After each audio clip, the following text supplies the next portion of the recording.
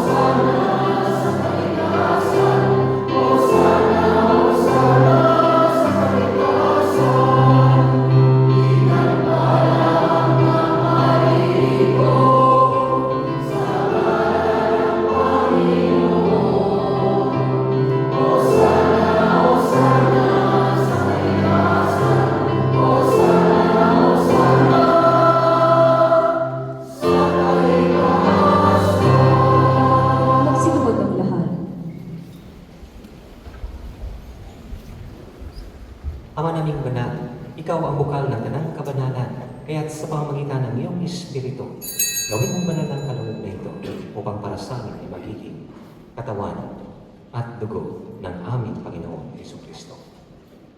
Bago niya pinagtiis ang kusang loob na maging handog, hinawakan niya ang tinapay, pinasalamatan kanya, pinaghahati-hati niya iyon, iniabot sa kanyang mga alagad at sinabi, "Tanggapin ninyong lahat ito at kanin. Ito ang aking katawan ay handog para sa inyo."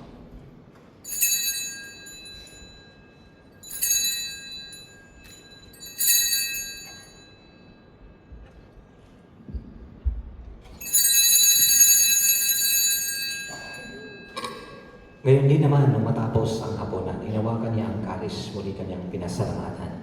Iniabot niya ang kalis sa kanyang mga alagad at